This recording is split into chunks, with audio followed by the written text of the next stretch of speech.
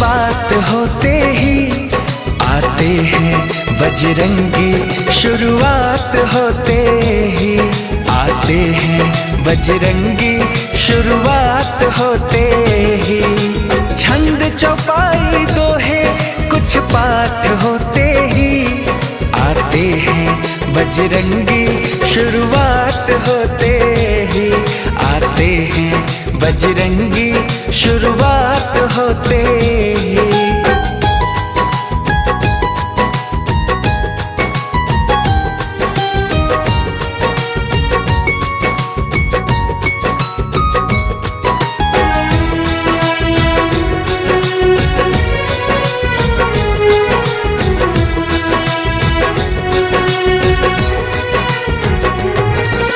भक्तों के हृदय में बसकर मस्त मगन हो जाते हैं, श्री राम की चर्चा सुनकर सुध बुध वो खो जाते हैं।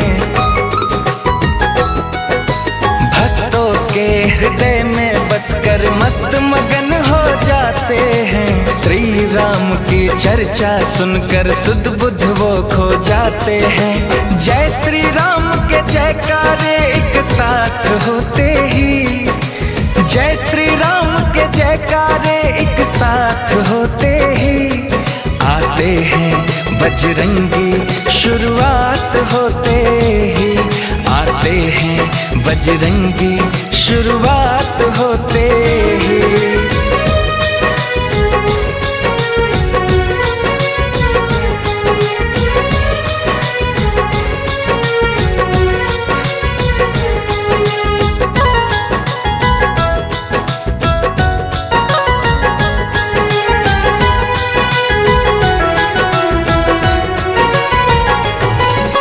लगता है पहरे देते हैं घूम घूम के हवाओं में, हनु का होना लगता है धरती पर दसों दिशाओं में। लगता है पहरे देते हैं घूम घूम के हवाओं में, हनु का होना लगता है धरती पर दसों दिशाओं में। मंदिर की ज्योति में बसते रात होते ही, मंदिर की ज्योति में बसते रात होते ही आते हैं बजरंगी, शुरुआत होते ही आते हैं बजरंगी, शुरुआत होते ही।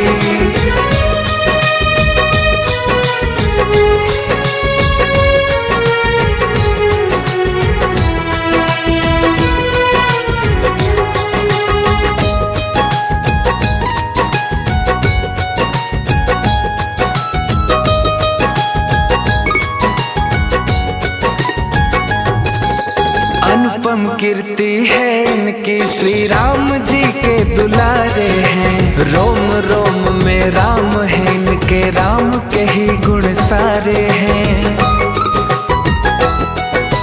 अनुपम कीर्ति है इनकी, श्री राम जी के दुलारे हैं, रोम रोम में राम है इनके, राम के ही गुण सारे हैं। मर्यादा श्री राम का एहसास होते ही, मर्यादा श्री राम का एहसास होते ही आते हैं बजरंगी, शुरुआत होते ही आते हैं बजरंगी, शुरुआत होते ही। पावन राम कथा की कुछ बात होते ही, पावन राम कथा की कुछ बात होते ही आते हैं बजरंगी, शुरुआत होते ही आते हैं बजरंगी, शुरुआत होते ही। छंद चौपाई दोहे कुछ पाठ होते ही आते हैं बजरंगी, शुरुआत होते ही आते हैं बजरंगी, शुरुआत होते ही।